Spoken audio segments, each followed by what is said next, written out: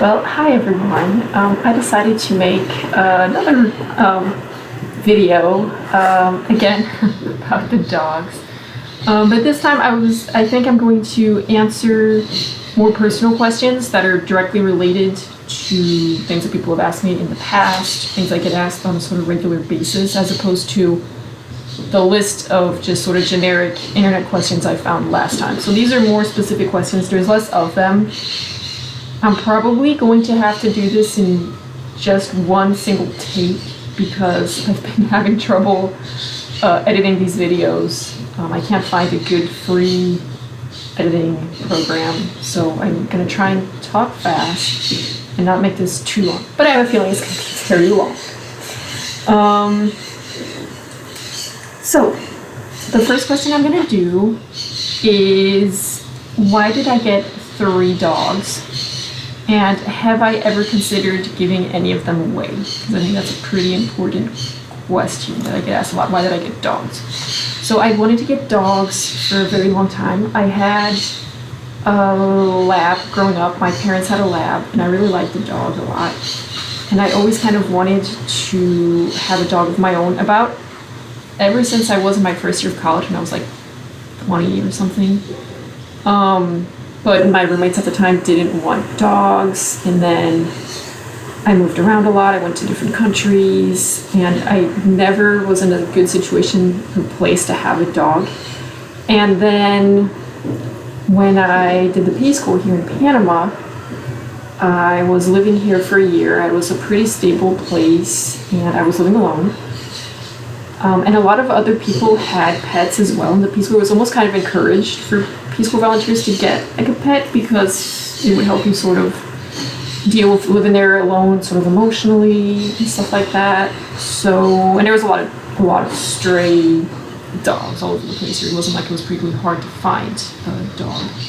And the reason why I wanted dogs as opposed to, say, cats or, I don't know, birds or rabbits or anything else was mostly because I wanted something that I could go hiking with. That was sort of the dream. The dream was I get these dogs in Panama, and then I'll go back to the United States, and then I can like go camping and like backpacking with my dogs. And that was kind of, I wanted something that was like big enough that I could go and do hikes and walks with. And also that I could kind of train to come when I call them and things like that, because you don't really get that, or at least not that easily with cats. A lot of people here get cats as well, but I heard about so many people like losing their cats. Their cats run away and they couldn't even find them again.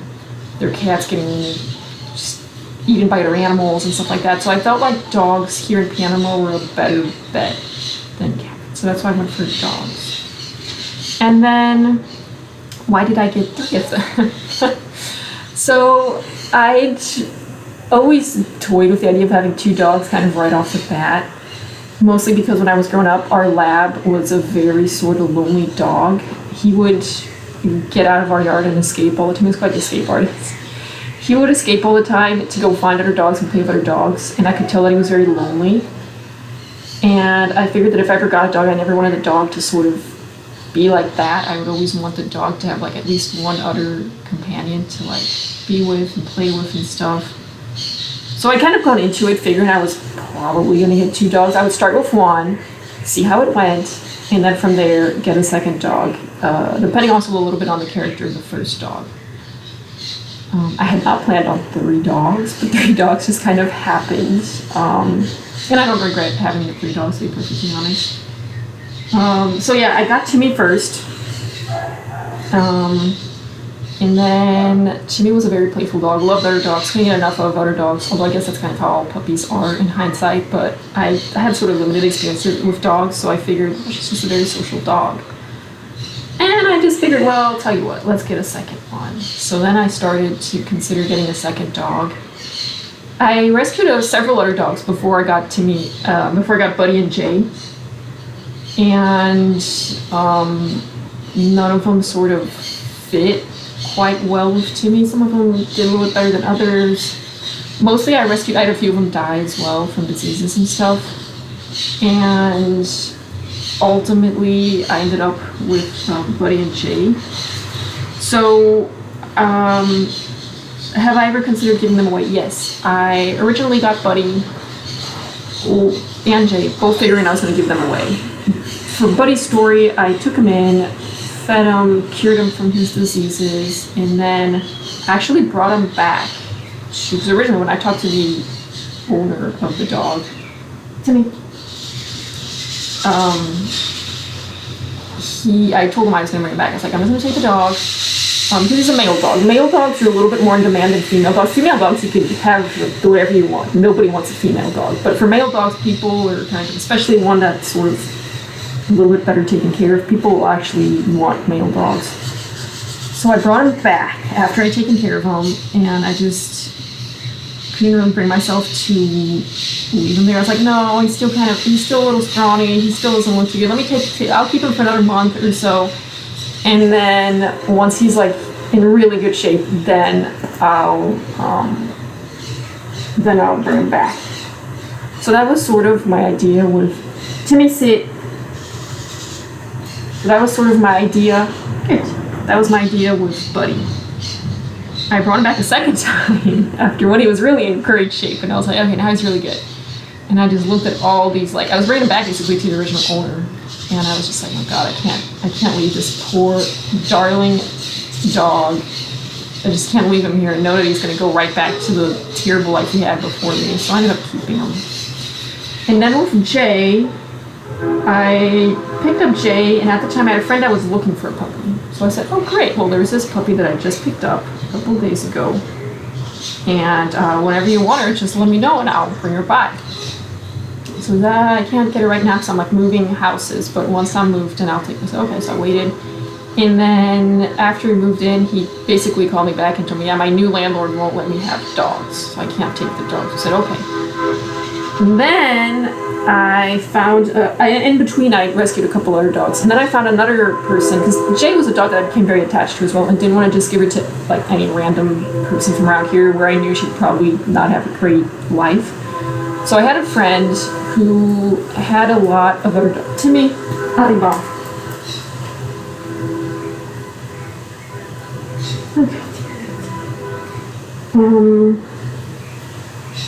I had a friend who had a lot of dogs, and I knew were well taken care of. And so I just I decided to give her to this person. So I brought her. And I had another little puppy at the time that I rescued. It was a much younger puppy. And I brought the two of them there because I don't know, I kind of figured, I don't really know why, I just figured I'll just take these two puppies and see maybe he'll want like the other one too or something like that. And I brought him.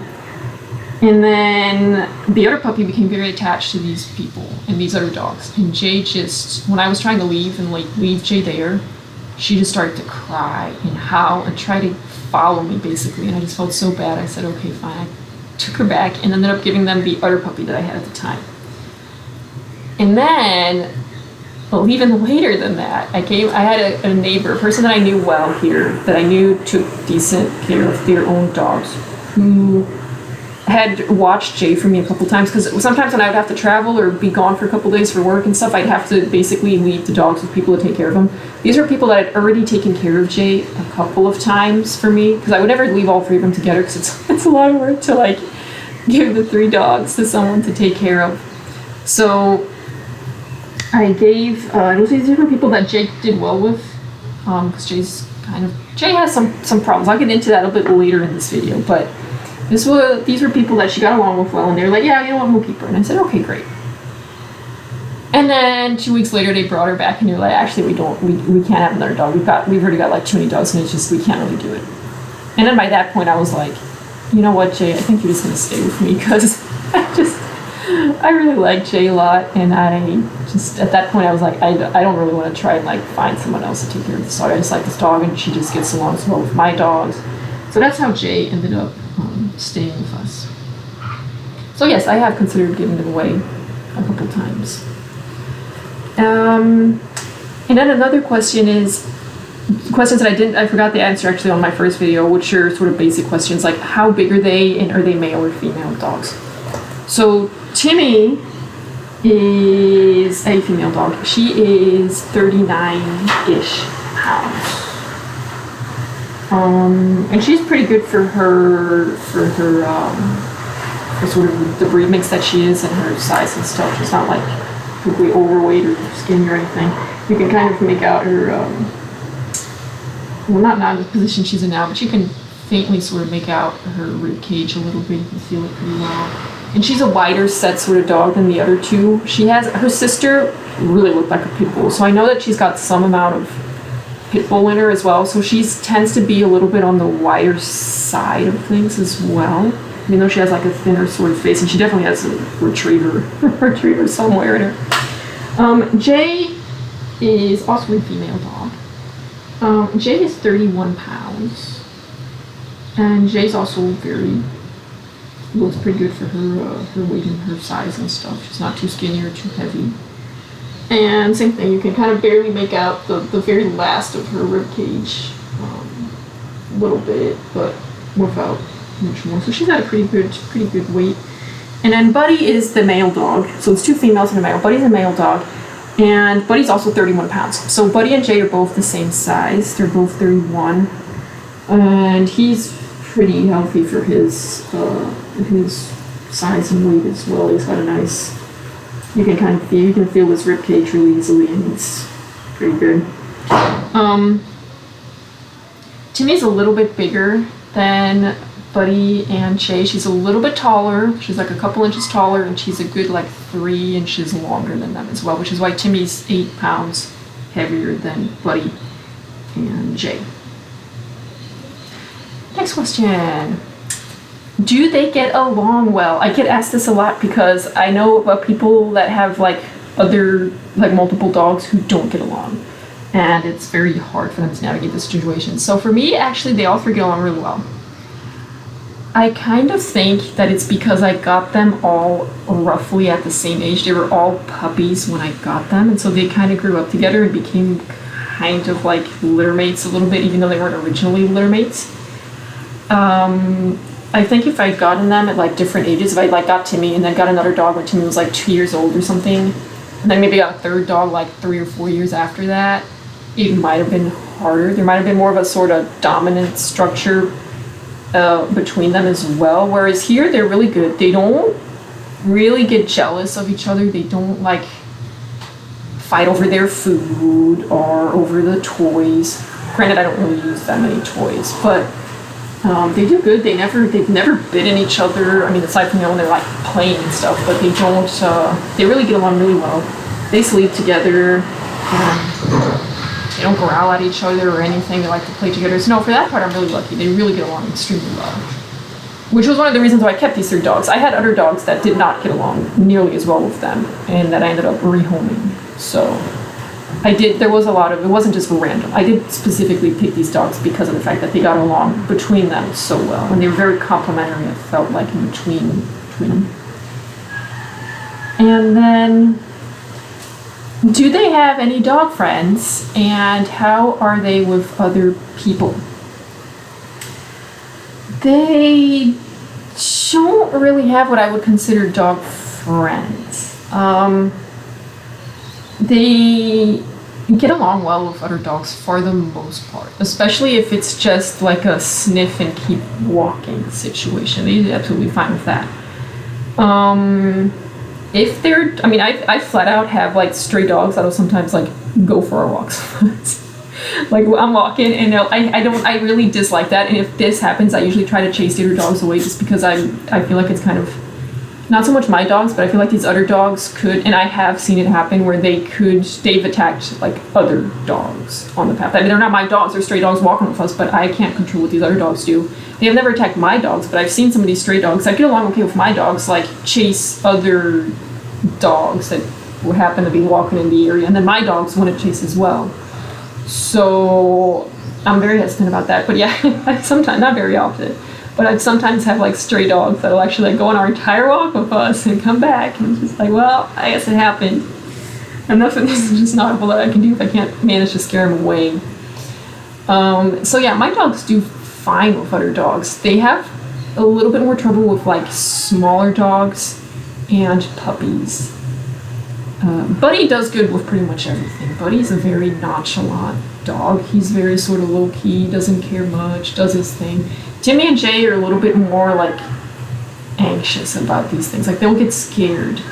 I'll talk about anxiety and dog attacks and stuff a little bit further along in the video, but Timmy and Jay will like other dogs for the most part. If it's just a random dog that's there, they're not gonna like try to bite it or anything like that, but they'll be hesitant. Like they would just assume other dogs kind of walk by and don't ignore them for the most part. And I've trained my dogs to mostly just ignore other dogs whenever possible too. But it's not always possible because dogs will run right up, like charge right up to us. Like friendly dogs that just want to like play and stuff, and there's not much I can do. I can't really. So, and my dogs are usually for the most part okay. I've noticed though that they do sometimes, if it's like a puppy that just like is jumping all over their faces, they will growl, they will kind of snarl at it. And if they're dogs that like come to my house, like just street dogs that like wander into the driveway, like up to my house, they will kind of growl or bark at him. So yeah, it's kind of, they're not completely 100% flop down on their back and let any dog come up and lick them or whatever. But they're pretty good for the most part, especially considering everything that they've been through. It's pretty amazing actually that they're still fairly social animals. And then in terms of people, they don't really have dog friends because a lot of dogs here are sick. So I try to avoid them, even dogs that I know are friendly. I try to avoid them really interacting excessively with other dogs. Other dogs are, for one thing, full of parasites, if nothing else. And then a lot of these other dogs around, unfortunately, have all kinds of diseases. Like kennel cough goes around all the time, and other diseases. They have like cancer that's going around too, that's transmitted and stuff like that. I don't know, it's kind of nasty. So whenever possible, when I can avoid it, I avoid them playing around with other dogs, unfortunately. I'd like to, and hopefully if I move somewhere someday where there's like actually well-maintained dogs, I'll be able to let them actually play around with other dogs. But they play with themselves, so I let the three of them play together, so I don't feel too bad about it because they do get a lot of like dog-on-dog interactions just between the three of them. And then in terms of people, they do well with people, especially Timmy and Buddy. Timmy loves people. Timmy just loves people. Buddy's pretty indifferent to people, but he does okay. He's very laid back. Buddy's very laid back. Timmy's really like wants to know what's happening, wants to be petted, wants to lick your face. Buddy, he doesn't really mind too much. Jay's a little bit on the hesitant kind of side. Jay's not a very people-friendly dog. Jay's the one who barks when there's like people that come to the front door and stuff like that. Jay's the one that's there like barking when there's people that come in. Once people are like here, or if it's people that she knows, then she's fine. But if it's like some stranger that comes, yeah, she will bark. And then when she starts to bark, then the other two start to bark. So that really scares people off, unfortunately. Yeah, and Buddy doesn't really bark that much, though. Buddy's more of a whiner. He whines all the time. I don't really know where he picked it up. I think some of the male dogs here that they would interact with. Timmy, Harimba. Timmy, sit. Yeah, so they're pretty good with people. They're very gentle. I mean, I've had like little kids, like 2-3 years old, play around with the dogs, and the dogs were just absolutely fine with it. I mean, I've had like I've watched people, pull Buddy's ears, and Buddy was just absolutely, he did not react at all with their tails. They're very, they're just very sort of, they're pretty good about it. They don't really react much to people. Even Jay I would trust with other people. Absolutely fine. They're just a little bit hesitant at first. Buddy, Timmy, down. Timmy, down.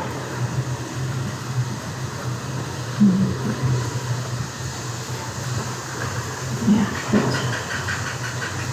Jay's behind me. She really doesn't want to be on camera. And then, how did you train them, and was it hard? I get asked this all the time because, yes, it was hard to train 3 dogs. Well, not so much hard as much as just time consuming, like really time consuming to train 3 dogs as opposed to 1. I started with Timmy first because I had Timmy first. And so Timmy actually got a little bit of training, like just Timmy by herself. Oh, buddy. Then I got Buddy and Jay at about the same time, and I trained Buddy and Jay pretty much together for the most part. I did some stuff like all of them individually, but for the most part I would do it at the same time. Like I would have them sit one after the other, or come one after the other, and train them kind of like that. Timmy was a very average dog to train. She learned fairly fast any kind of new trick, pretty consistent with it. I did, once I started to focus on Buddy and Jay, her training probably was a little lacking. I can admit to that. But she's okay. She was decently food driven, so I was able to use treats and stuff. Buddy learned very fast. Now, again, it could be because of the age difference. Jay was like 5 weeks old, Buddy was 5 months old when I trained them at the same time, even though they were the same size. So I think that might have been one of the factors in why Buddy would just pick up all these. Buddy would figure these things out really fast. He would understand sit, come, stay very quickly. Jay, I would have to like do it over and over and over. Like try to teach him like to lay down, like down. I'd have to do it over and over and over and over again for Jay to learn it. She was very slow. And Jay was not, Buddy was extremely food driven. So Jay was not food driven at all. Like I would give her a treat and she would just kind of like let it fall out of her mouth and look at me like she was clueless. Like, what is this? And I don't know what this is. She was not play driven. She's still not play driven at all. Jay is the least playful one of the 3.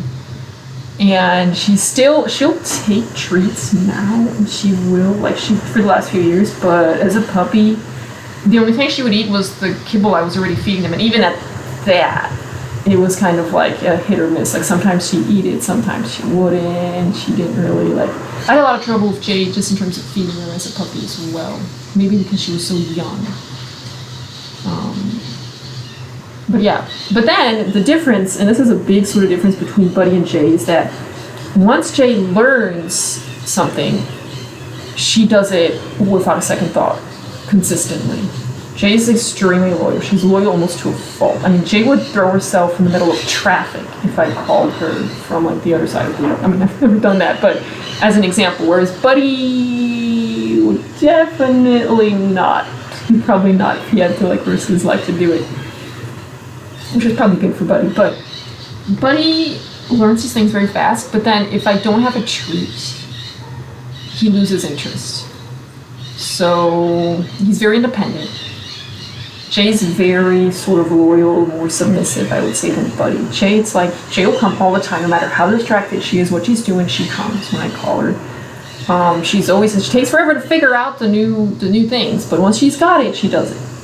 Absolutely consistently. Buddy figures it out very fast, but then when I have to do it, like if he's really distracted, like he's peeing on something, he wants to finish peeing before he comes.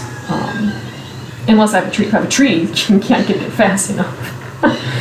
But so it's funny. He's very like he knows things, like he knows what he's supposed to do, but he looks at me and he's like, can I take my time? Can I kind of push the limits of it? Stuff like that a little bit. And Timmy's kind of in the middle of them, kind of. She's not quite as consistent as Jay is, but she's also not quite as independent as Buddy. But Timmy's very playful. Timmy will sometimes, I had trouble in the past with Timmy thinking, like, I tried to use games and toys as a motivator for Timmy, as reward, and that didn't go over very well because she just would get too obsessed with the game. And then, I'd like call her and she would want to go, she'd get ready to go run and fetch something instead of coming, like stuff like that. So it's kind of, I don't know, they kind of have their moments, but they're pretty well trained, I would say, for the sort of the situation I was in too, because I didn't have like trainers for one thing. I didn't have access to the internet. I could access the internet like once a week for a couple hours maybe. I didn't have books. I didn't really have like any information. All I really had was just my personal experience from 15 years ago when we were training my parents' lab. And that was really old. That was old school sort of training. That was very sort of not just positive reinforcement based, but it was also sort of punish the dog if they make mistakes and stuff like that, which we never really did. I'm not gonna lie, he was also not a very trained dog. So, which I never did. I never like punished them for like things. I knew that you had to do like the limited research I did was like positive reinforcement. Okay, well I'm just gonna do that. So I just trained them using, I didn't even really have treats. I mostly just used the actual kibble I was already feeding them. Like people are like, high value treats, and I'm like, I can't afford high value treats, not with my barely scraping by at the end of the month salary here that I'm making as a Peace Corps volunteer. So yeah, they just had like the kibble that I was already feeding them, and I just kind of used that, and surprisingly, I mean, it worked. I mean, they're trained, they come, there's things that I never trained them to do because I didn't see a point to it. I've only trained them in things that I feel like were actually like useful and they needed to know. So, for example, I never trained them to heal.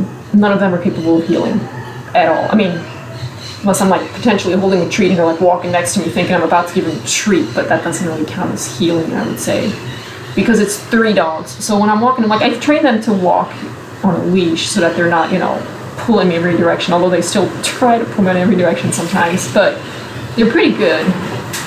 I've taught them to, stay calm, stay. They're very good with stay. They're pretty good with come, sit, down, leave it. Arriba, which is the command I use for Timmy Arriba, is their place command. So that's when I said, I don't know if you caught that earlier video when I said Timmy Arriba, that means Timmy, go on your spot. So that's what that command means. And then I have a leave it, keep walking command so that they leave it or keep walking. But yeah, for example, I never trained them to heal. I never trained them to do anything fancy like that. I never trained them to do anything that I didn't really see a point in, because I have 3 of them, so I can't really just heal one because I have 2 other ones, and I can't. How am I going to train them to heal? I'm going to have like 3 of them on one side, or 2 in one, or what am I going to do? It seems so complicated and unnecessary. I never trained them to heal. I'm trying to think if there's anything else that is pretty mainstream that I never trained them to do, but that's all that comes to mind immediately. So yeah, considering everything, and considering also the fact that they were sick, they were really sick, and had a lot of health problems as puppies. So I pretty regularly had to interrupt their training too, just to focus on their health and just sort of minimize the training a lot. So considering everything, I feel like they were decently trained considering the situation. And then, what do you feed them, and are they vegetarian? So this is something I have been asked as well sometimes, because I'm more or less a vegan myself. Occasionally, in situations where I feel like it's sort of unavoidable, I will eat a little bit of egg or dairy, and not very often, like a couple of times a year tops, not that often. So yeah, I'm mostly vegan. I never fed the dogs vegan or vegetarian for that matter. That is something that I get asked, because they do have, I think, vegan dog foods and stuff like that, but from what I've read, it's better for them to have at least some amount of animal protein. So I feed them kibble that has animal protein in it. Not a big fan of it myself, doing that, but it's basically what they would be eating in the wild anyways. So that's kind of how I get behind it. It is ethically, I've had friends that are vegans that are like, oh no, you have to feed your dogs. How can you be a vegan and not feed your dogs vegan dog food? So yeah, I get it. It is tricky. It's something I've considered myself. But yeah, that's how I stand. It's healthier for them, and that's basically if they're in the wild, that's what they would be eating. So that's what I do. I don't feed them, and I've never fed them just raw meat, because I've known people that have done that have fed their dogs just all this raw meat and bones and internal organs. Which, for one thing, here I absolutely do not trust the raw meat at all. I would not trust the raw meat here at all. I don't know, just the conditions in which it's handled, the refrigeration, which is questionable at best. I don't know. I feel like there's so many things here about it that I just would never do that. They can eat grains and legumes and vegetables and other things like that. It's not like there's not like cats that are really like obligate carnivores. They can eat other things. I'm not saying that's the healthiest thing for them, but they don't really have to eat all this raw meat and stuff. So yeah, I feed them. So I did try to like cook the food. I have done that a couple times, or I tried to like actually find like balanced dog food. It's very hard to get the right amount of macronutrients that they need from like making food yourself for these dogs, surprisingly so actually. I found some that did work, that did have like everything they needed. That the other thing is with the ingredients I can find here, because I cannot find I can't find a lot of food. You cannot find turkey here. Pork is extremely limited. You can really only get beef and chicken. And you can't, yeah. And then the cuts of meat are also very limited in terms of like what you can actually get. The ground meat here is questionable. Like, I don't really know. They won't tell you like what percentage of fat is in any of the ground meat. It's just kind of like some's more expensive, some's cheaper. You know, the more expensive stuff is supposedly better, but you have really no idea. They can't even really tell you when you ask. And then in terms of like organ meat, yeah, you can get. The other thing too is, like I said, the refrigeration is sort of questionable. I don't know. Some of the stuff just looks like, ooh, it's been sitting there for a long time. Because you have to understand too, here, you can't just buy like, you can, but it's very expensive. And there's very little selection of just like prepackaged meat. You're basically, you go to, like this, every supermarket has like a butcher counter. And you go to the butcher and you look at your selection of meat and stuff, and then you buy. Like they weigh it for you and they give it to you there. And sometimes you're looking at it and you're like, ooh, I feel like that's been there for a long time. It doesn't look too good. I don't know. And then forget fish. You can't really get fish very much here. And then the fish is usually in even worse condition than the meat is. So I can't, yeah, I don't know. It's very limited in terms of like, and then they run out of stuff too. I mean, you'll flat out go to the supermarket one day, there's no chicken. And it's like, oh great, well there's no chicken. What are we gonna do? So yeah, it's kind of, yeah, it's very cool. And then in terms of like other ingredients too, I can't get like all these different supplements and stuff that I would need to give him to. So I did find some recipes that worked, and I was able to cook them. Like it was like ground beef, like really lean ground beef with a little bit of beef liver, like some hemp, and then I don't remember, a little bit of ground eggshell. There was like, I don't remember it because it's been several years. But yeah, it was a balanced recipe, and I looked at it and it had all the macronutrients that it needed. And I cooked this stuff for them for a while. I tried it for like a month just to see how they would do. They loved it. I mean, they loved eating it, which I think is pretty understandable. But it messed up their digestion quite a bit. I don't know if it's because they just were so used to eating the kibble or not, but they just would get really bad diarrhea. And I figured, okay, they're just sort of, I have to give it a month and see. But after a month, they were still not. I don't know, it didn't seem like it was any better than the kibble that I've been feeding them. Realistically, they were still having the same sort of skin problems they've been having. It was a lot more expensive, too, than buying the kibble. And I also noticed that they were basically pooping most of it basically in the same way that it was going in. Like all the hemp, the ground up hemp was coming out as is. The pureed vegetables and fruit were also basically just coming out as is. It just, I don't know, it felt like they weren't really absorbing all of the macronutrients that they needed to be getting from that. So I just ended up going back to kibble. But I have tried to make their own food. I have toyed with the idea of feeding them vegetarian dog food. Don't think I ever will. But so I feed him kibble. I try to find the highest protein kibble that I can find, like the highest quality. Like I know what to look for in kibble so that it's like decent. I try to find some that's got like fresh meat or fish and meat, like actual meat meals, but that are, listed as chicken or beef or fish, like the actual type of fish, like salmon or herring or white fish, less so, but whatever type of fish is in there, and like whole ingredients, like at the beginning of the list, and then avoid things like soy, corn, wheat, things like that. Anything that's got like artificial colorings or dyes or anything like that. Again, I'm very limited with the kibbles that I can get here. They've got a small selection. None of them are great. Some of them are good enough, I guess. I always try to go for really high protein content. I try to avoid, especially recently after I was reading about all of these heart problems that apparently some of these these grain-free foods are causing some of these dogs because they have so much pee and stuff in them. Don't know, I sort of switch them around. I give them grain food with grains in it, some that doesn't have grains in it, that's got like peas and chickpeas and lentils and stuff in it instead.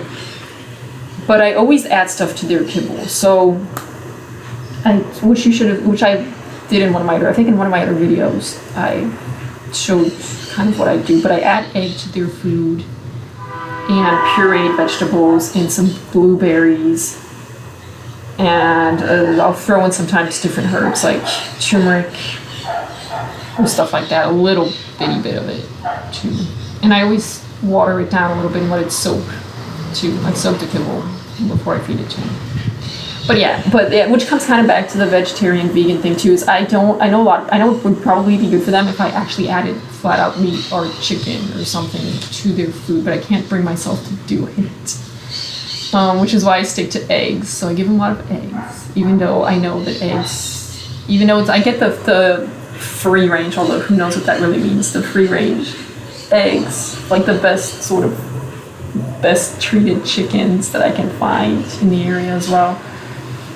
Like eggs from the best treated chickens, but I can't bring myself to just like feed them meat and fish. So sometimes we have leftover chicken or beef or something that my partner's not going to eat, and that's been sitting in the fridge for a couple days, and I'll give them that, and they love that. But I never buy any like fish or meat or stuff just for them, for myself. I'm okay with the eggs. I sometimes add a little bit of like plain yogurt or something, but I don't know, I find dairy to be just a sort of confusing food in general. as a vegan, just like, why are we eating all of this milk from other animals, not humans? I don't know. But so yeah, for me, dairy's kind of questionable too, and I know that eggs involve a lot of chick pulling and stuff, so I don't really like giving them eggs much either, and occasionally I'll do some dairy, but that's about the extent of it. I don't really feed them like actual fish or meat on top of their kibble, very rarely, unless we have leftovers. So yeah, I hope that answers that question. And then, have you ever considered breeding them? And are they sterilized? So no, I haven't been asked this too much by like family or friends, but people here in the village have definitely asked me if I would be willing to breed my dogs. People seem to like my dogs here a lot. I guess because they're pretty well kept compared to the average dog, and their temperaments are pretty good. But yeah, I've had people ask me if I would be willing to give them puppies with any of my dogs. I'm like, nah, no. But they're all 3 of them are sterilized. I've wrote about this actually on my website. I'll probably put the link because I wrote about it in great detail on my website, but I figured I'd give you a little bit of a rundown again on it here. So, as to the reasons why I sterilized them. So, here, for one thing, I didn't want to have puppies. I didn't want any of them to have puppies, but that doesn't necessarily mean you have to sterilize them. Indoors, you can also just keep them indoors and avoid all contact, with male dogs, or female dogs, I guess, for the male one. Especially during the heat, when they're in heat. But my living situation was too precarious for me to be able to 100% guarantee that Timmy or Jay would either not get pregnant or that Buddy wouldn't be mauled by some other dog during their heat if some other dog showed up. I was living in a 1-room house, so it was a little 6 meter by 6 meter, 5 by 6 or something, a little house. It was just one single room. It's in one of my videos. And so it would have been hard because it's a combination. I have 2 females and a male. So Timmy was the oldest one. So Timmy was the one that I knew was going to come into heat first. I was not I didn't want to get him like spayed when they were too young either. Like I definitely want to wait till they're at least 6 months old before I spayed or neutered any of them. Like the later I could do it. My goal was basically to try and spay them as close to their first heat cycle as I could possibly get it. So yeah, I'd seen a lot of, like I said, there's a lot of street dogs here. They run around all over the place, males, females. I've seen female dogs attract upwards of 30 male dogs just following them all over the village. And I've seen male dogs do crazy things to get to female dogs. I've seen male dogs jump over fences that were 3 times their height, dig huge holes underneath fences to get into yards where there were female dogs in heat. I have seen male dogs not kill each other, but I've seen like bloody fights of male on male dogs fighting over female dogs. Oh, and I've definitely seen female dogs be bitten and chewed up by male dogs too in these same situations here in my village. And I knew that I would have no control over these dogs. These dogs would for sure get into my yard. There's absolutely no question in my mind that if Timmy or Jay is in heat, I'm going to have 30 male dogs in, because I've seen it. It's what happens. My neighbor who lives right next to me had a dog that was in heat, and there were 30, 35, 40, I counted them, male dogs. I mean, in their yard, practically on their roof. The dog could be on the roof trying to get to this female dog. And I was like, the same thing's going to happen to me. So the only way I could possibly keep my dogs from becoming pregnant would be to lock them in my house when I'm gone, because I have to go to work. At this point, I was working at my school. I'd have to go to work, so I could lock them in the house, which is fine, except I have Buddy, and Buddy's a male dog.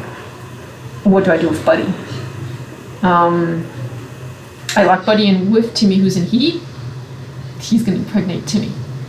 I lock him, I keep him tied up outside in front of my house while I keep the females inside.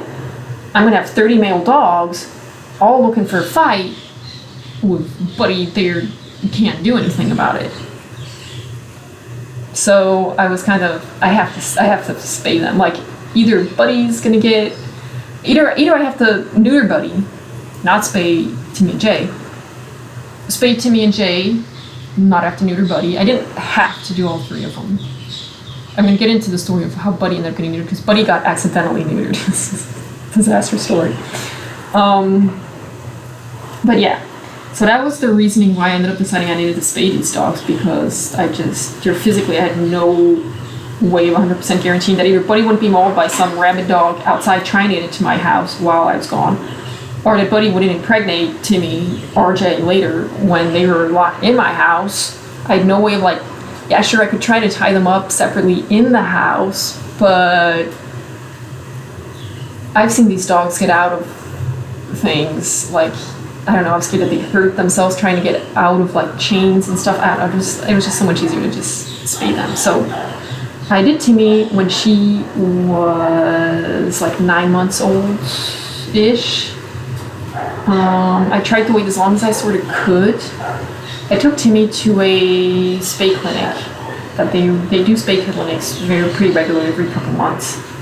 Took her to a spay clinic by bus.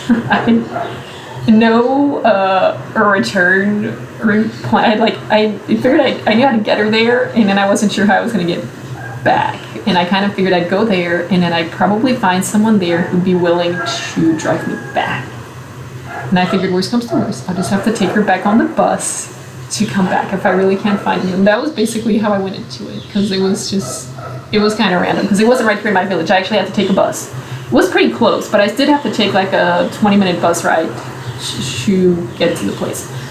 So I took Timmy on the bus to the spay clinic.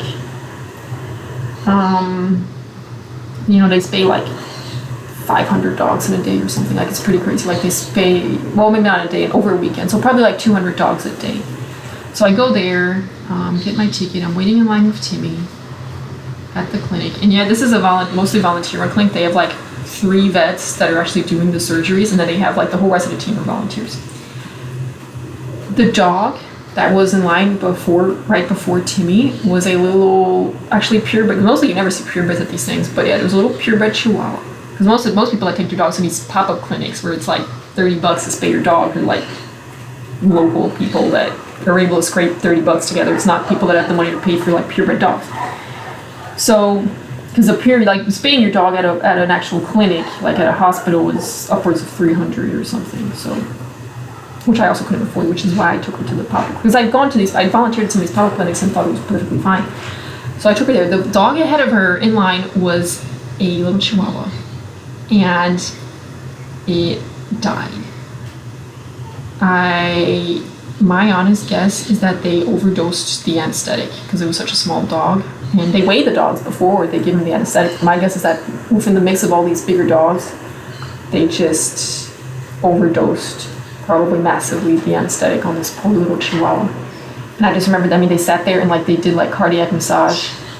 They tried to do CPR on this dog for like a half hour, and they couldn't bring this dog back. And the owner was just screaming at the top of her lungs the whole time, and it was just horrible. And at that point I was like, what am I doing? I have to leave. Like, I can't do this. Like, I was kind of like in shock. And Timmy was next, and they were like weighing to me, and I was like, oh my God, like, what are we doing? I just like, I was so in shock that I just kind of let it happen, so to speak. So they weighed to me. I immediately, when I saw what happened to the other dog, I was like, they overdosed the anesthetic. That's exactly what happened. So I triple checked with the anesthesiologist I was doing. I like triple checked, which drove the nuts. But I was like, how much does she weigh? How much anesthetic does she need? Double check, triple check. They triple checked it, and I said, okay. And then they gave her the anesthetic. I watched the surgery. I sat right, not right there, but like, I don't know, 10 feet away, and watched them do the surgery on Timmy. And it went okay. But I was really worried afterwards. I was like, now having like actually had time to like process what happened, I was like, oh man, that was really crazy that I actually like went through with the spay for Timmy. She woke up. She was okay. She was kind of drowsy. She was not really with it. Then I luckily came across someone who was willing to drive us back. Because what I had to carry her on the bus, which would have been fine. I would have just carried her on the bus. She wasn't too big. At that point, she was only 9 months, so she was probably still only like 20-something pounds. She wasn't quite the adult size she is now. So yes, I brought her back, gave her all her medication, and I slept with her on the bed together. Like, I literally spent the whole week, like, I took really good care of her afterwards, and made sure she had the fan on, and then helped pick her up and just let her pee outside and poop outside and bring her back in for a couple days until she really recuperated. And then little by little, and I slept there next to her the whole time, every night for like a week, until she was really pretty good. And she recovered from her spay really well. She never had any kind of side effects from it or anything like that, so that was pretty good. And then Jay, I spayed Jay a little bit younger than I spayed Timmy. Mostly because, like I mentioned just before, I had a couple of people that were interested in Jay, but they would only take her if she was spayed. They said, we don't want this dog if she's not spayed, which is understandable. So I did Jay when she was more like 7 months than 9 months. I would have preferred to wait like another couple months if I could have, but I was like, well, these people want her now. There's another pop-up clinic happening, and I've got a ride for this one. I found someone else here in town that was willing to give me a ride because they were also getting their dog. They were getting their dog neutered at this clinic. There was some guy with a purebred pit bull. These were the people who I actually tried to give Jay to. I had already tried to give Jay to, and then ended up giving them this other puppy to. This guy. He helped me out with Jay, so I took Jay in and it went fine. This was a different pop-up clinic with different people, and this one went absolutely fine without any problems. Again, I stood there. Again, I triple-checked her anesthetic, which again drove the anesthesiologist nuts, but I stood there and I watched her get spayed too. I stood there like 10 feet away and watched them do the procedure on her too. And then she came back okay.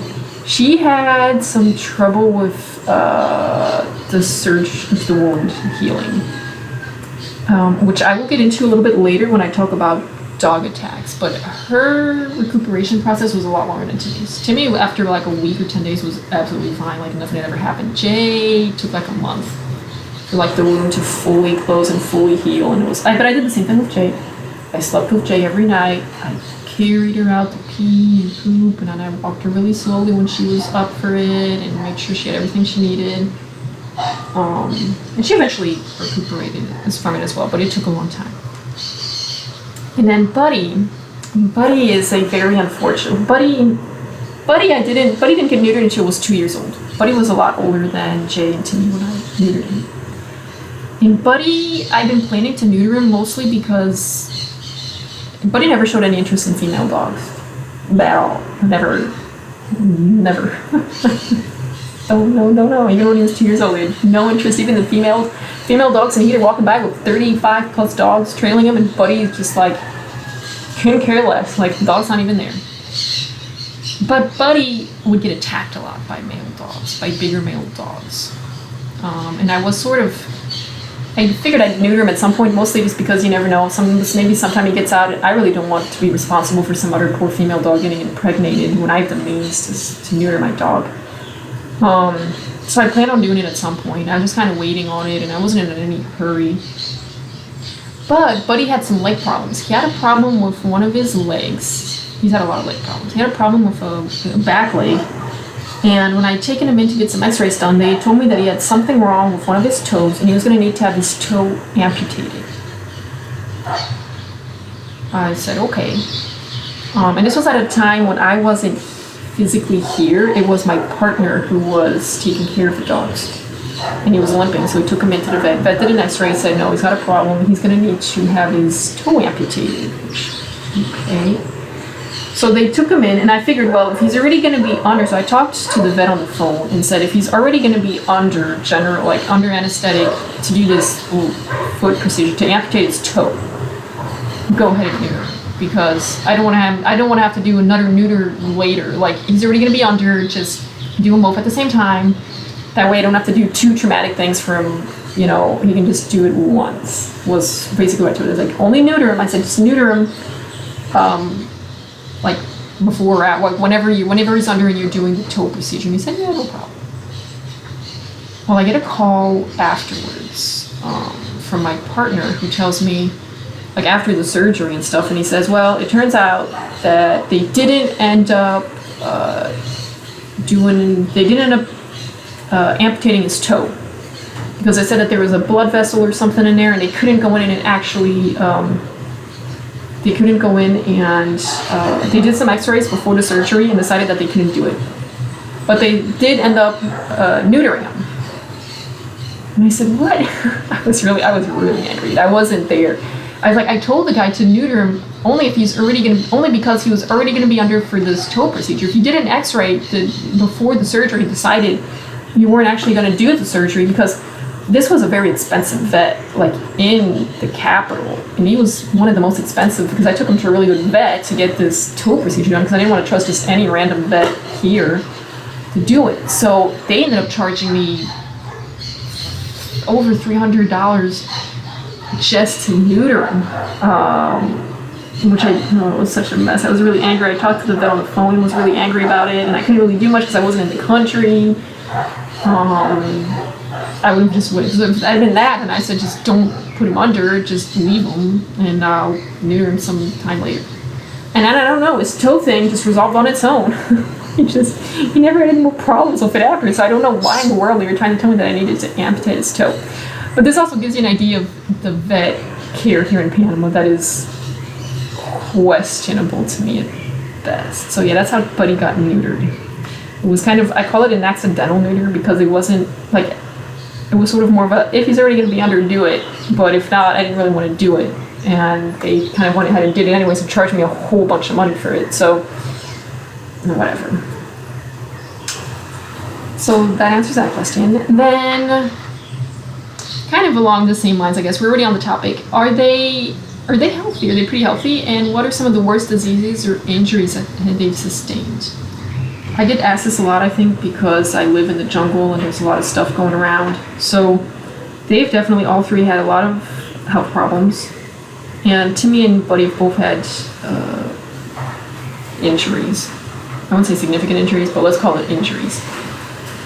Let's start with Timmy. Timmy had Ehrlichia when I found her. And she recuperated from that, but she needed 3 to 6 months of antibiotics and steroids, and she needed some laxatives too, not really laxatives, diuretics. Yeah, diuretics, because she was so, like, you can actually, I think on my other video I put a picture of her. She was like so swollen. She needed diuretics. She almost died from fluid buildup in her lungs.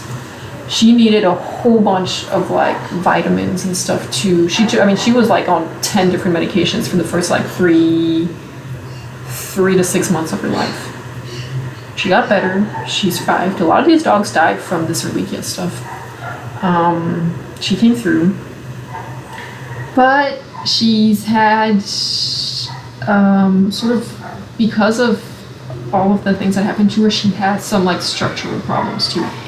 She has, you can probably tell if you go back and look at some of my videos, you can tell she has a funny gait. Her back legs are really not very good. She has really strong like front legs, and her back legs are just skinny and weak.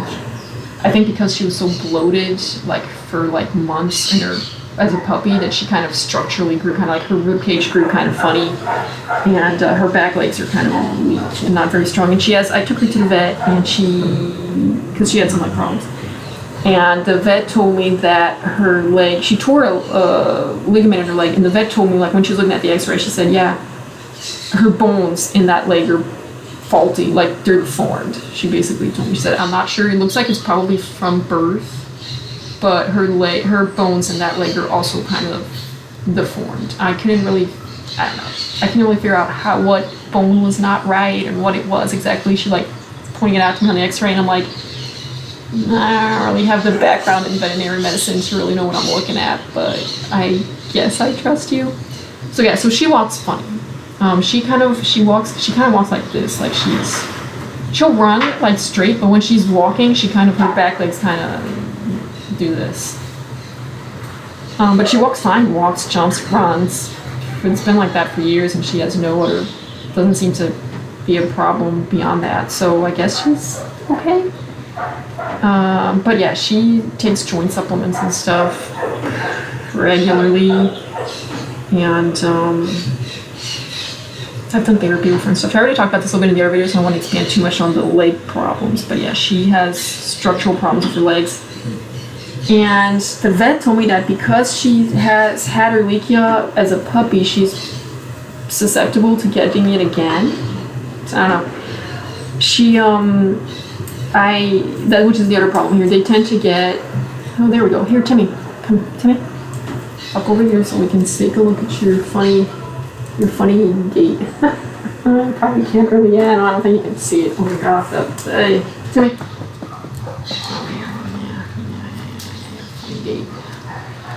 Oh, come here, kiddo. No, now you're not holding your legs to me anymore. Well, it doesn't matter, but you can probably kind of tell though that one of her legs is thinner than the other leg too. You can tell that she lacks the muscle she's not also straight, but if you try to straighten her out, you can tell that she's lacking a little bit of the muscle. And then you can tell that on this leg, like her joint here is like real puffy. So yeah, she has structural problems. So yeah, she'll have that for her whole life. And then yeah, she's gotten Ehrlichia twice. She had Ehrlichia as a puppy when I got her, and then I was giving her tick stuff for ticks and fleas. I tried to do like shampoos. I tried to do the spot-on stuff. I tried natural treatments, and none of them really worked. It's too wet, it's too humid, I don't know what it is. And none of the topical stuff works. The only thing that I found to consistently work for the ticks is the oral medication, which I know isn't recommended for dogs that already have a history of like epileptic problems and stuff like that, but it's the only thing that works. If I don't give them that, they will die from these tick-borne diseases, so I have to give them this stuff. I've tried everything else, and when I've tried to pull ticks off of them on a daily basis, and I'm pulling, Timmy, you really can't see me anymore. Timmy, over here. Jay, move over. Timmy, down.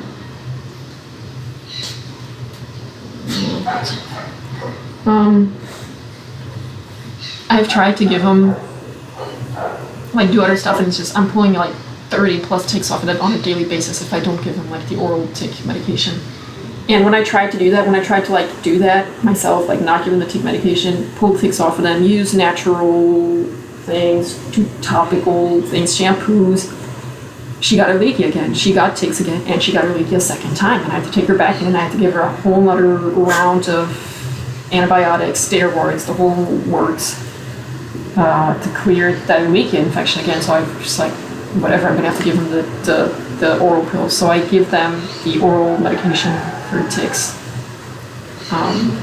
Because if I didn't do that, she would probably be dead by now from the tick disease. They probably all would, actually. So yeah, I do that, and I stand by it in here. In Switzerland, where they like, the ticks don't really carry that many diseases, and there's a lot less of them, I don't feel the need to give this medication to them, but here I really have to. Buddy, also, and they get parasites pretty regularly, so I have to give them parasite dewormers. Not all the time. I hate having to give them a ton of dewormers, but at least once a year or something, I have to deworm them. Maybe twice a year too. If I wait for the deworm, I don't like routinely deworm them. Like the vet keeps telling me you should routinely deworm them, but I really only deworm them if they have worms. I don't just do it, routinely. Buddy also had a tick disease when I got him. They both also had like internal parasites, but it's so to be expected that I kind of brush over it. But Buddy also had a tick disease, but it wasn't Ehrlichia. And the vet was never able to tell me what tick disease he had. She just said he has a tick disease, and I said, was it Ehrlichia like to me? She's like, no. I'm like, well, which disease is it? Is it Lyme's disease? Is it anastomosis? What is it? And she just never told me what tick disease he had. She just said he has a tick-borne disease. So, again, the vet's here.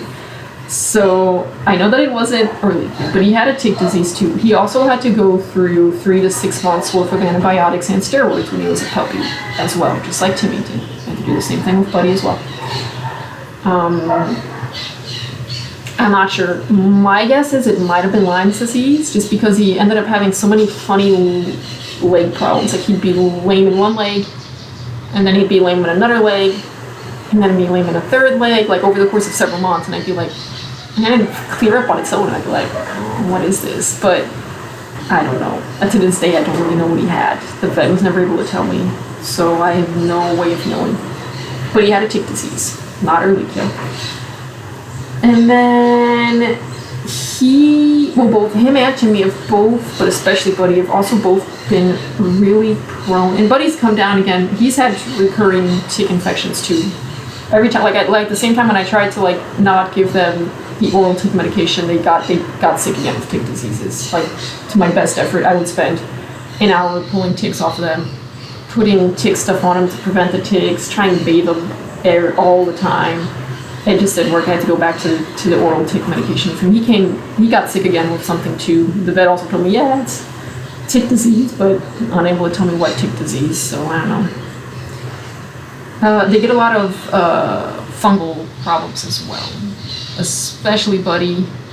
Timmy, to a certain extent, not so much.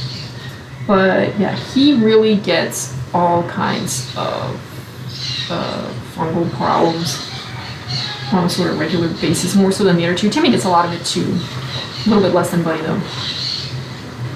And like I said, Buddy's had a lot of different leg joint problems, but no one's ever really been sure what it is exactly. Timmy injured her leg when it's jumping. Timmy hurt herself jumping over a creek. She landed funny and tore her ligament.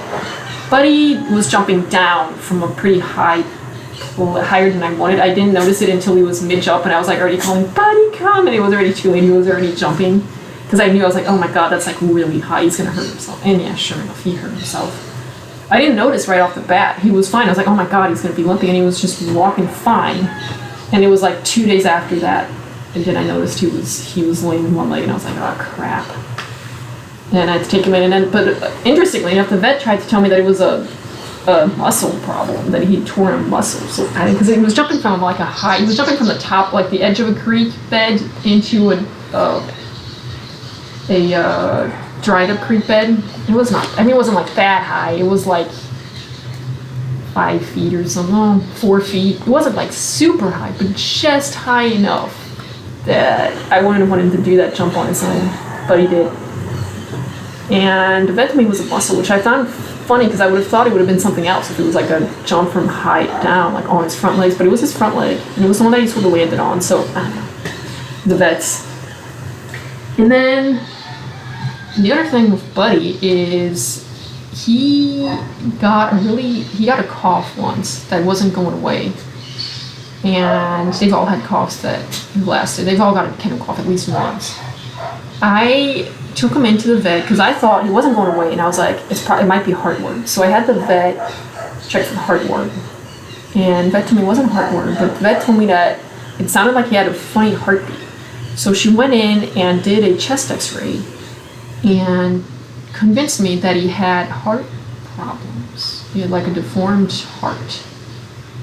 And I just remember just like sitting in the car after that, like she prescribed all this like heart medication for me, and I was just like, oh my God, like, wow, like I was in shock, like really in shock, like sitting in the car afterwards thinking, oh my God, like trying not to cry and thinking, oh, this is just like awful. And thinking, my God, like, does he really have a heart problem? Like I tried to listen to his heart, because like I don't hear anything, like I don't know what this is. I'm like looking at the x-ray, I'm like, I don't know. So I went and got a second opinion at another vet. And the vet said, he seems fine. I don't think he has a heart problem, but I'm not sure, because the vet's here. So I ended up finding, I have a friend whose brother is a vet. My friend, I think I mentioned him in the last video, my friend David, whose brother is a vet. So I asked him if his brother would be willing to just take a look at this chest x-ray I have and the blood work that I have for the dog, and tell me if he thinks that there's a heart problem before I start giving my dog lifelong heart like heavy heart medication. Like I don't even remember what it was that she'd given me. And his brother, who's a vet in the United States, took a look at the x-ray, and he was like, the x-ray was poorly done. The dog's not straight on the x-ray. He's leaning to one side, which is why he looks totally deformed, because he wasn't standing straight when they did the x-ray. He's like, there's no heart problem in this dog. I felt really relieved. And yeah, but that was a health scare I had with Buddy. I was like, oh my God, for a month I was really scared. I was like, oh my God, my dog has like a heart problem. I don't know how long he's gonna live, and I'm gonna have to give him all this heart medication. And the vet was like, you need to give him these prescription heart diet things. And I was like, this food and stuff. And I was like, I don't know. And then it turns out the vet didn't do the x-ray right. So, which is another reason why I'm very on the fence about the vets here. Like, I don't know. They prescribe antibiotics for everything. Whatever the problem is, it's antibiotics.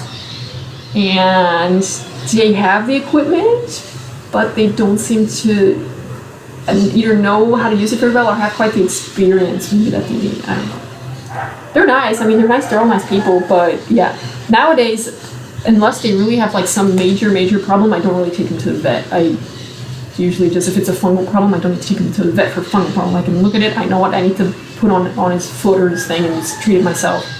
Same with a cough. If it goes away on its own, I just let it go away on its own. If it's persistent, then I'll take them in and see. But, and if it's parasites, I can tell when they're feces, and so then I deworm them. I don't really take them to the vet much. So yeah. And then Jay has never had any really bad injuries or like really bad health scares. She did have like a really bad cough that lasted forever, and the vets could never really tell me what she had. And to this day, I don't know. I keep thinking that I'm just like psyching myself a little bit, but I feel like she breathes heavy and pants a little bit more than she used to before she had this coughing problem that took forever to go away. But everyone around me keeps telling me, no, she was always like that. She was always a very heavy panter and breather. And it's been years now at this point, and she's been like that, like this. I don't know. She and Buddy have both been hospitalized as well. Timmy's never been like actually hospitalized, although she probably should have when she was a puppy. But the vet, at the time I took her to a vet that wasn't qualified to, like, they couldn't hospitalize dogs and didn't really know how to do that. So I ended up taking care of her myself, and she almost died. if I'd taken her to a different vet, she probably wouldn't have almost died. She probably would have been okay. Buddy and Jay one time got something or other, and they were throwing up blood, the two of them, and so I had to take them in, and they had to be hospitalized overnight, just one night. They had like, IVs put in, both of them, and they spent the night at the vet, and then they were okay. They had to take antibiotics and other stuff for a while, but they ended up being okay. That's about the most health. That's the extent of sort of Jay's health problems, I would say.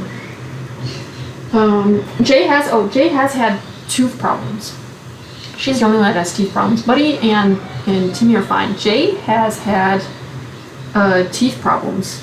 I think almost ever since I got her, which I think might actually be the reason why I never picked up on it when she was a puppy, but as she got older and I kind of realized that she had teeth problems, I wonder if that's also one of the reasons why she's not very food driven and didn't really like food much. Like even now, if I give her something unknown that's hard, like she has to chew it, she will not chew it. She will only eat soft, unknown foods. If it's a kibble that I've been using and she knows the taste of it, she'll eat it hard. But if it's anything else that I've never used before and it's hard, she has to like crunch it, she won't eat it. She'll just spit it right back out. So, and she has bad teeth. On one side, her teeth are decayed. She's always been like that. I'd never really picked up on it, but she had to have like dental work done. She had a problem where she wasn't eating, wasn't opening her mouth anymore. I wasn't here when this happened. It was again my partner that was taking care of him at the time.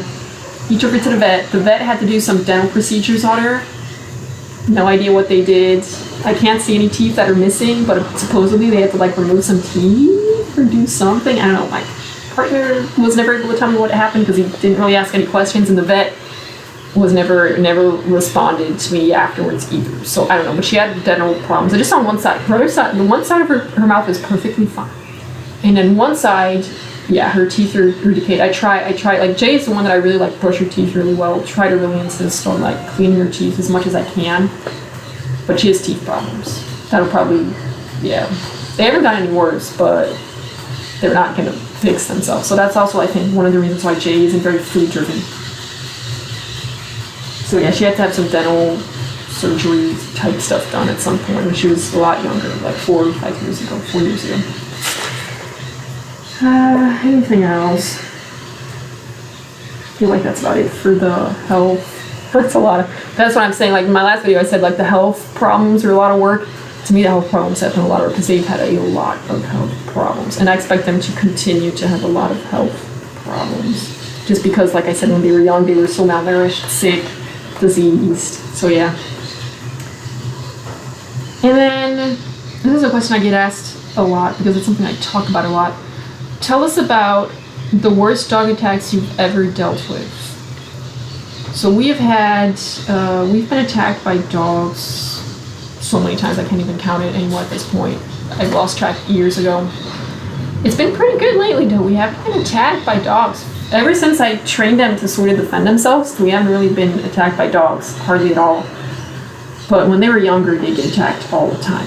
When they were puppies, it was okay because I could pick them up. So I'd like put Timmy in my backpack and I'd pick up Jay and Buddy and I'd just carry them by places where like mad, aggressive sort of dogs, and it was okay. But once I got older and I couldn't really carry all 3 of them, this is when I really started to run into problems. I would say the absolute worst dog attack we've ever had was a dog that got Timmy. This is the only time I've seen one of them like actually have like bleeding, like bite marks on him, was Timmy. There's a dog like down the street that unfortunately I have to walk by in order to get to the paths that I walk the dogs on. It's just some real big black, I don't know, 80-pound, massive.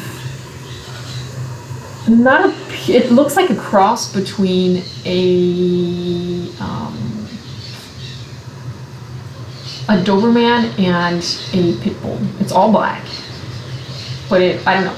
I could also be interpreting it, but it has, the cropped ears, dock tail, it's massive, but it has a really elongated sort of face that's more consistent with like a Doberman than a pit bull, but it has like the body of a pit bull. It's a massive thing. It's all black, and this is a female dog, and she is just mean. And she just they used to have her tied up with a rope, and sometimes she would manage to get the rope loose, and she would just chase us down. And I had one time, which is the worst time, she got Timmy, and Timmy is just Timmy like was on her back squealing like this, like trying to defend herself. This dog just jumped on top of her, and I screamed. I mean, I tried to grab this dog and pull this dog off of Timmy, and I just screamed for help because it's in the middle of town. And there are people around, and I just screamed, ayuda in Spanish, which means help, like ayuda, ayúdame, and I just screamed, like at the top of my lungs for help. And they're all howling. My dog, the other two are crying. She's screaming. The other dog is barking. And nobody came to help us.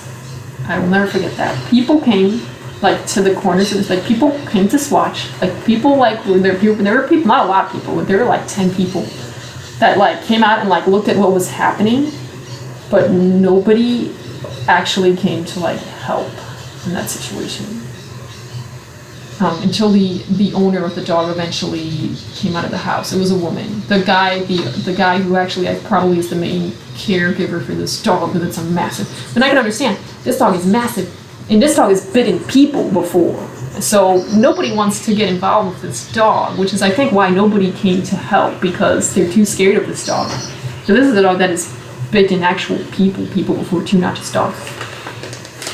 And eventually the owner came out and tried to like call the dog, like throw some water at it, and it was just finally they threw some rocks at it and were able to scare the dog kind of off a little bit and get the dog back. But I don't know, poor Timmy.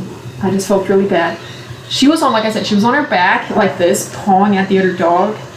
And so luckily, it was just her legs that had gotten kind of bitten up a little bit. And it wasn't like massive, like bleeding all over the place. It was just like little bite marks, like not much. And it was just a little bit, like a couple droplets of blood. It wasn't really like massive bleeding, and it wasn't in any like really bad place. But that was really scary. And I mean, this dog did not. I tried to pull this dog off. I hit this dog. I kicked this dog. I punched this dog, and the dog just did not react to me whatsoever. Like I wasn't even there. Like I could have been petting it. It was like not reacting, even though I was like kicking it as hard as I could. It just did not react. So yeah, I was kind of scared. And I'm glad nothing worse happened to Timmy in that situation. But yeah, and this dog has attacked us multiple times. It's chased Buddy down. It's chased Timmy down several times. It's chased Jay down. They have mostly been able to either get away fast enough, or other people have thrown rocks and stuff at the dog and managed to scare it away. Because that's the standard procedure here, is you throw a rock at a dog. That's how people defend themselves against dogs. And dogs see you pick up a rock, they run. So that people were able to scare this dog away with the rocks for the most part. So I've never had another incident where it like got Timmy to the point of bleeding. It seemed like it's gotten Timmy though a couple of times in the legs, but that was the one time it was really bad. But yeah, it's chased him down and damn near bit Timmy and Buddy and Jay. But this dog has now been switched from a rope to a chain, and it's been 2 years since this dog has gotten loose. Even though it's still, I mean, every time we walk by, it still barks, jumps, tries to get at us, but it's chained with like a chain, and it can no longer get loose. And I'm glad they did that, because that was a real problematic dog. That was our worst dog attack. Timmy tends to get attacked more than the other two because, one, she's a little bit slower to react.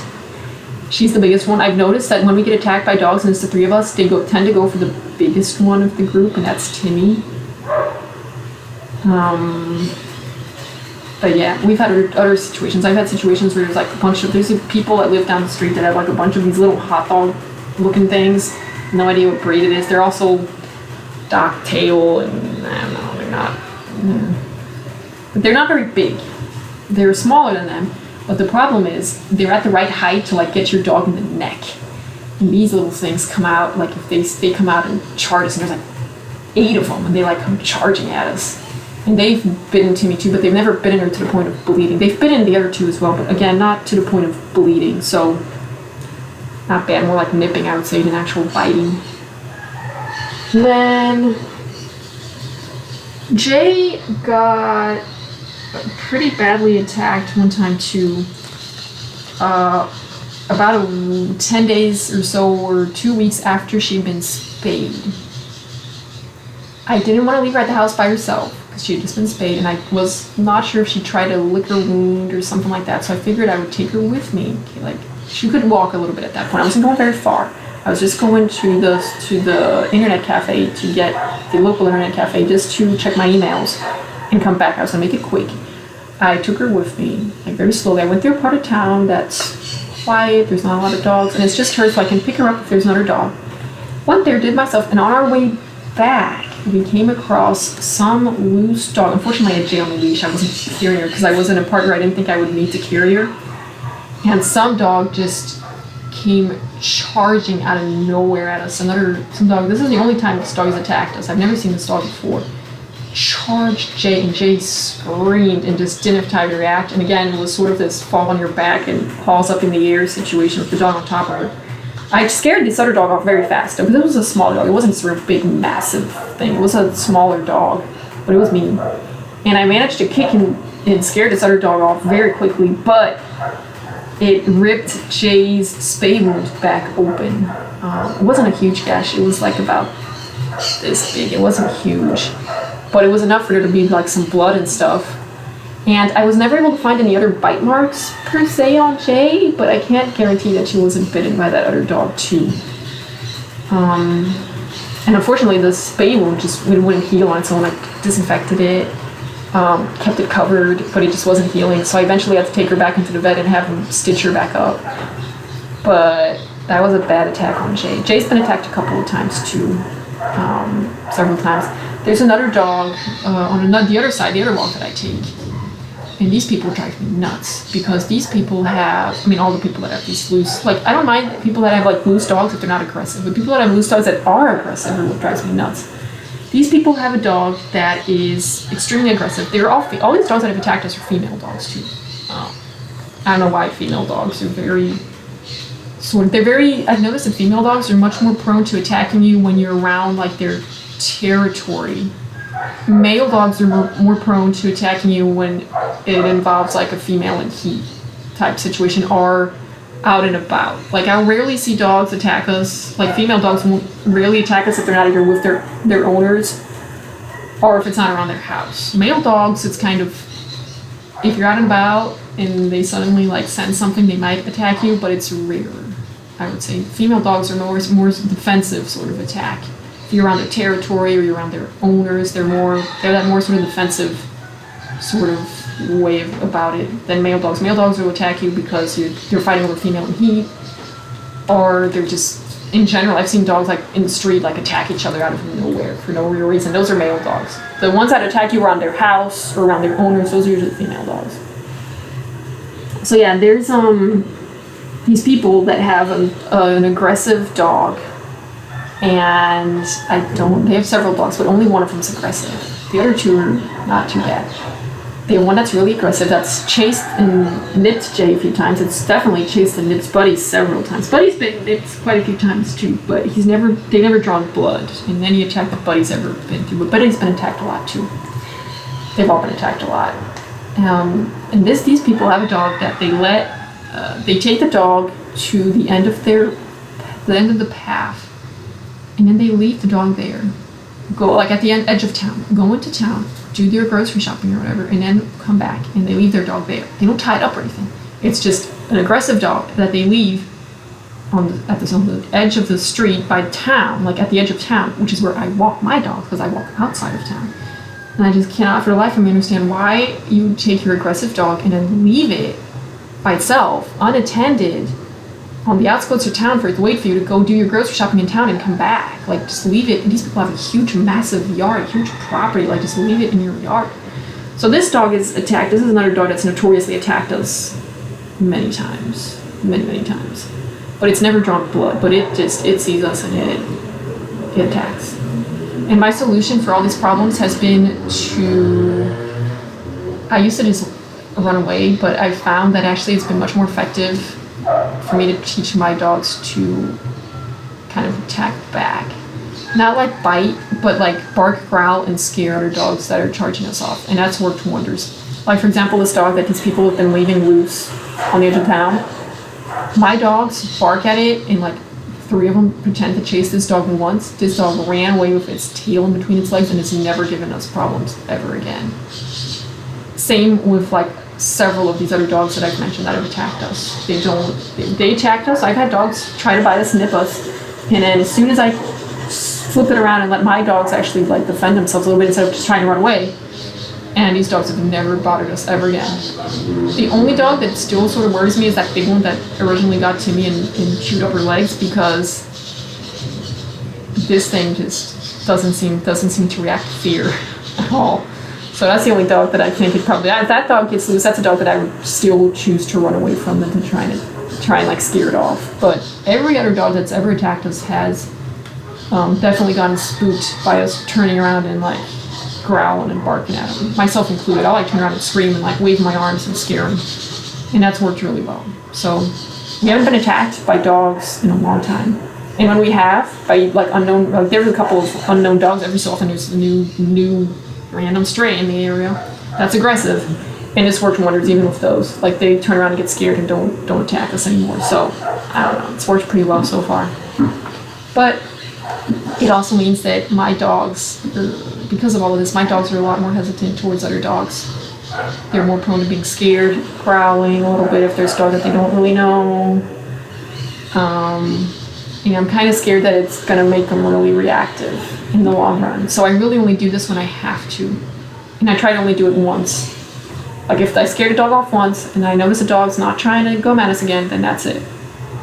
So I don't do it very often, like it only happens every few months, and we really have a bad encounter and I have to use that sort of defend ourselves situation. But yeah, I don't know. It's still something new, so I'm still going to see sort of the long-term effects it'll have on my dogs, but I know it's not going to be good long-term effects, but hopefully it'll still turn out okay, I guess. But yeah, it's that or we get attacked and eventually bitten, so this is how this was better. And it's been pretty effective. And then, what is the most challenging aspect of each one of the dogs? So now we're going to go into a little bit more of the anxiety problems that they have, which I talked about a couple times, not much, but Timmy and Jay have anxiety for sure. Buddy, a little bit less than the other two. So we'll start with Timmy. Timmy wasn't born with anxiety. Timmy was not an anxious dog at all when I first got her. She was a very outgoing, very happy dog. I think due to, like I've said, all of the situations she's been through, from the health problems, the injuries, the dog attacks, she's become a much more anxious dog than she used to be. But she's scared. She gets scared. She doesn't like to be picked up, for example. She doesn't like to be carried around too much. She kind of gets like she goes like that, like when I pick her up. She's not into, like if I carry her for a little while, she like relaxes again, but when I first pick her up, she's kind of like, she doesn't like it too much.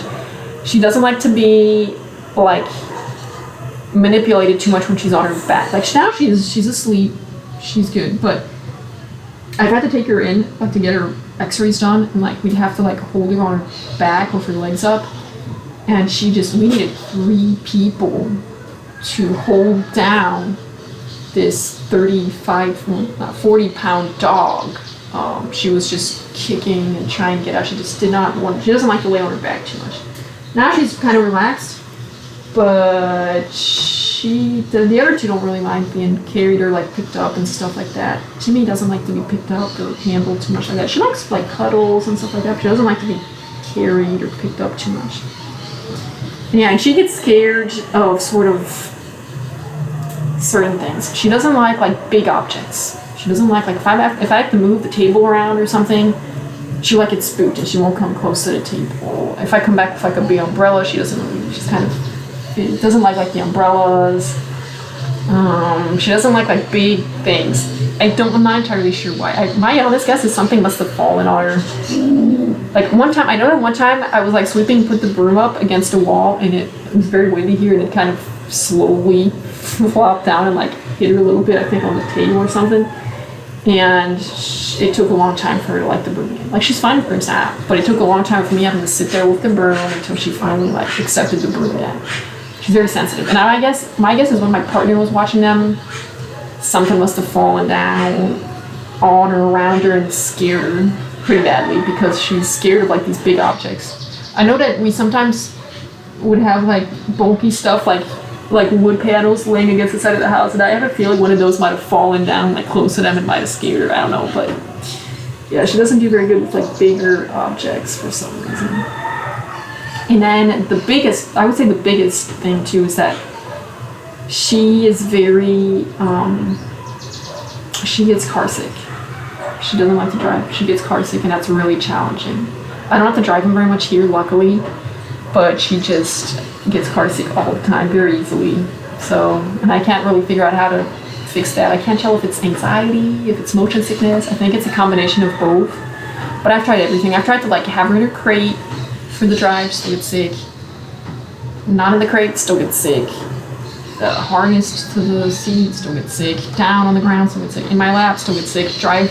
The only thing that really works is drive really slow and as straight as possible, and then she usually doesn't get sick. But I don't know. Not sure what it is. She's always been like that. It's been years since she doesn't do good in cars.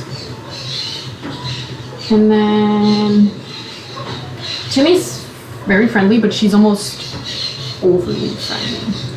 Like, Timmy will basically listen to anyone that's got a stick.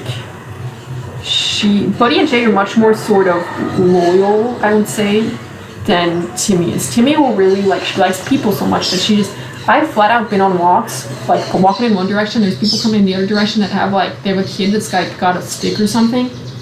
And I'm like walking, and then I noticed that Timmy flat out turned around and is following these other people. Like, I'm not even there anymore.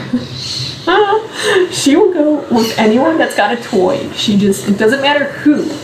She just likes to play, and she likes anyone that will play with her, especially people, because she knows people, especially kids. She likes kids. Timmy likes kids. Like, she hears kids playing and screaming, she gets all excited and wants to go play with the kids because she knows that they'll throw stuff for her, and she gets really excited about it.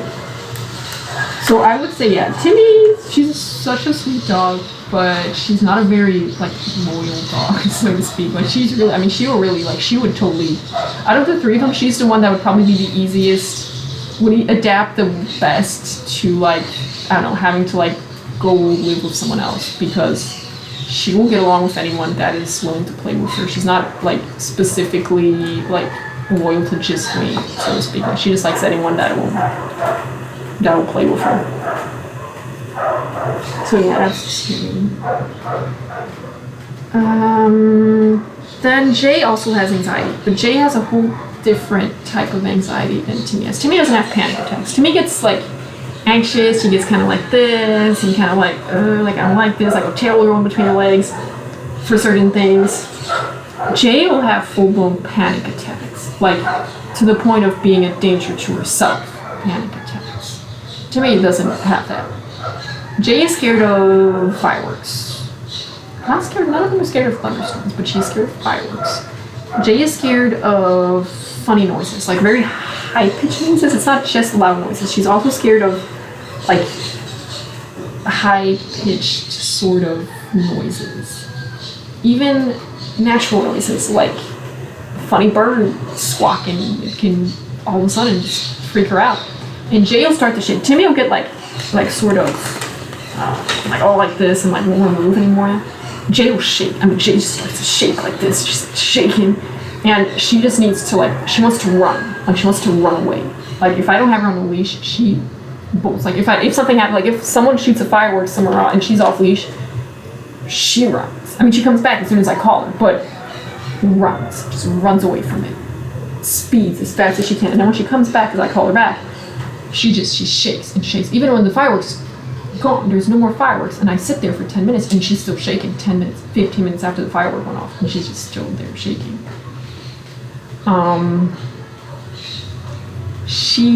That's about the extent of it. It's not too bad in that sense, but she will have panic attacks. She one time got into such a panic, some idiots decided it would be fun. And this is when it really started. Up to that point in time, this was several years ago, but like 4 years ago. Up to that point, she was always anxious. Timmy became anxious with time. Jay was sort of born anxious. Jay just was never like, she was always a little anxious, like she'd hide under the table, and she was never the other two were very people-friendly dogs, like they'd come up to me and want to sleep with me on the bed.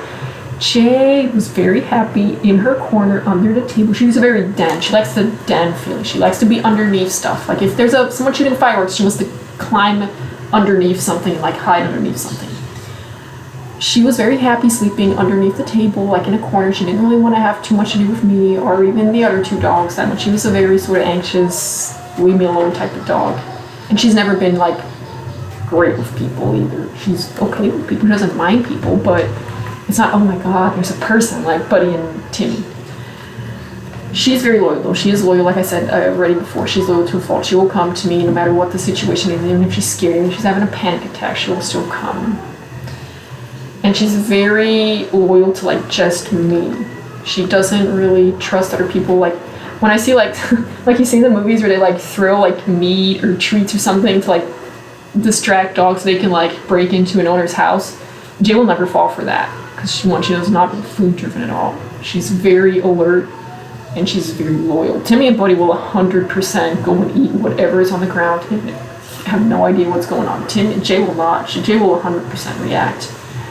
So Jay would be a good protection dog probably in that sense.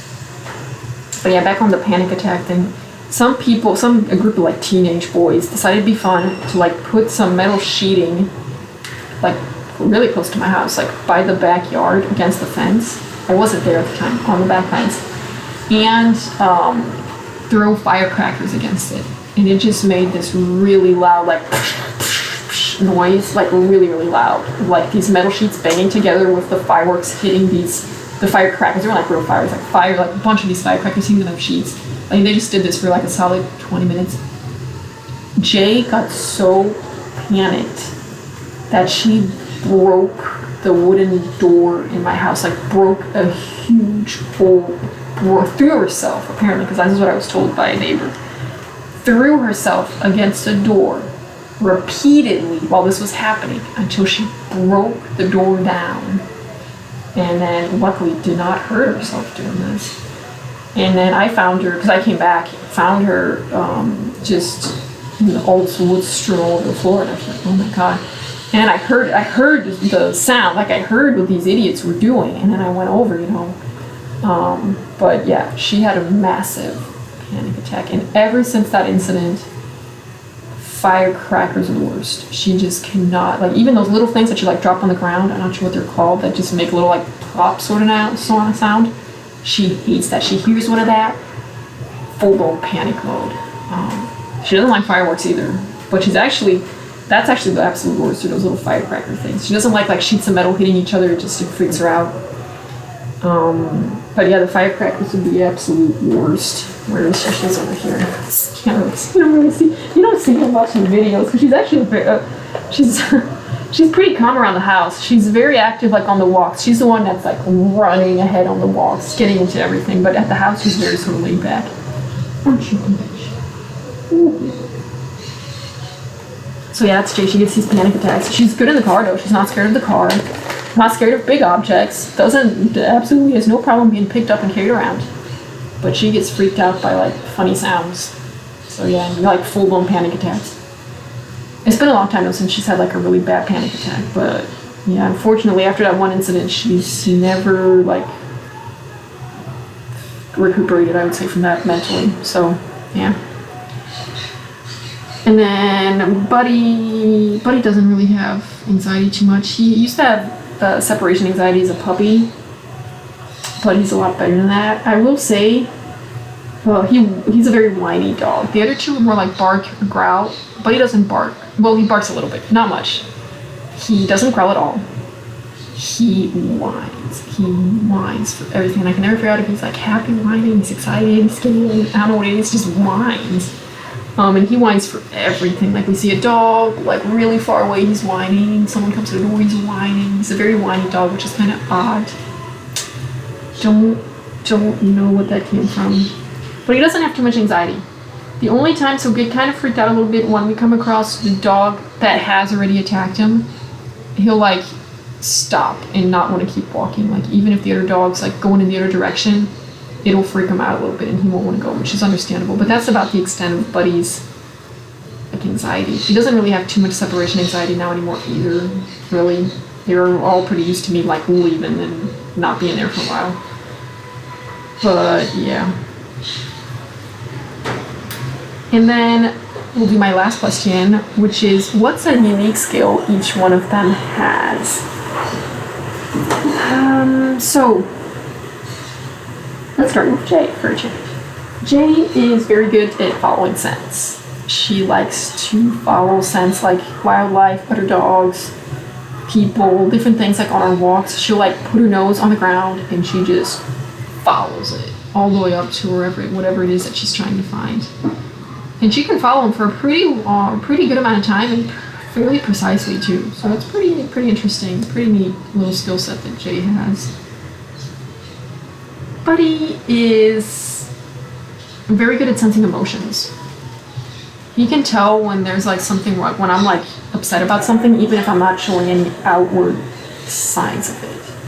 So if I'm like really upset, I just got into like a really bad fight or something like that, or I'm really sad about something, I'm maybe not visibly crying, but he'll come up and like want to lick my face and like can tell that there's something, like he comes and he's looking at me and like he can tell that there's something wrong, which is also a pretty interesting thing about Buddy. This is pretty funny. I've injured myself too a lot. I've talked about them like falling off of things and injuring themselves, or jumping and injuring themselves. I've sprained both of my ankles so many times as well, like ranging from mild sprains to like pretty bad sprains.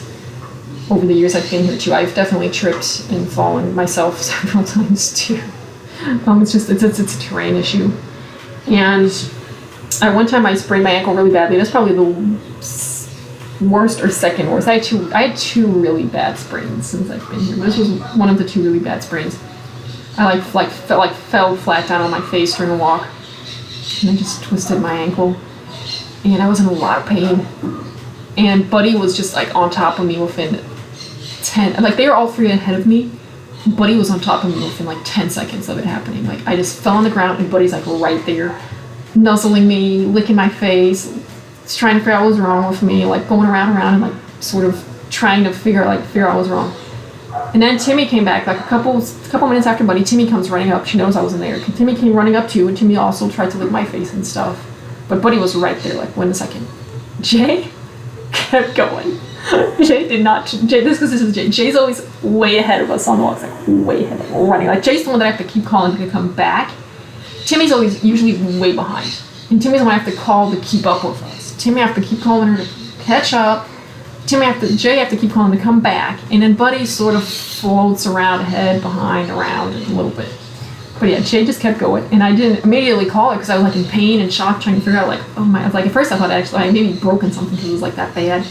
I was like, oh, and then Jay just never came. Jay just kept running. You know, Jay was just like in walk mode, and just like Jay doesn't look back unless I call her, and so Jay just kept going for a really long time, and I finally called her, and then she came back as soon as I called her. But she was pretty far, like I had to call pretty far, and it took her a while to get back, because yeah, she just kept going. Which is pretty funny. Jay's a real special one. I really love Jay a lot. Jay's kind of the underdog. Like people like Buddy and Timmy are a little bit more like in your face affection, like they like to be in my face and they like cuddles and stuff. Jay like likes to be petted, has her moments, but Jay's a really like loyal, sweet dog. I mean, I love all of them, of course, but Jay's the one that people are always telling me, oh, I thought you were giving that dog away. And I'm like, no, I'm not giving that dog away. I really like Jay. I like Jay a lot too. And then what's a unique skill that Timmy has? Timmy's really good at fetching, which I think I've established several times. She's a very friendly dog too. She really likes other dogs, other people especially. They're all pretty good with dogs and people though, for the most part, considering. She likes to fetch. She really likes people. She's a very people-friendly dog. She's just an always happy dog. Like just so over the top, overjoyed all the time about sort of everything. But in terms of unique skills, she likes to fetch. I mean, the other two don't fetch at all. I can throw a stick and Buddy would just Buddy might kind of run at it a little bit and then look kind of clueless. Jay won't even run for it. Jay will just look at me like, what do you want? But Timmy she will not tire out. If she's fetching, she will not tire out. She likes to, Timmy's got a thing for birds. She really likes birds. Buddy's not like a prey-driven dog at all. Buddy, like on the walks, Timmy and Jay will get into like chasing little wildlife and stuff. Buddy like follow them because they're running for stuff, but he will never on his own find something that he wants to chase. Buddy will pee on stuff. Buddy will run around looking for places to pee, but he won't actually chase like little wildlife. Timmy's really into birds. Like she's never caught anything, but she's really into like trying to chase birds. That's like her thing. But I would say yeah, she just likes to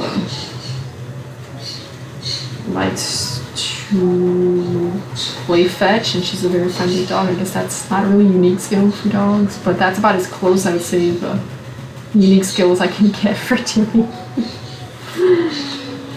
Yeah, but yeah, Timmy will do some scent stuff too. Timmy will get into scents kind of not to the extent of Jade, but Timmy's pretty good at like following scents around too. But Timmy really likes to follow like people scents. Jade's more into like wildlife and other dogs. Timmy's more into like following scents of like people and stuff. Buddy doesn't really do scents much at all. He won't follow. Like I've never seen Buddy like with his nose on the ground following a scent or anything. Okay.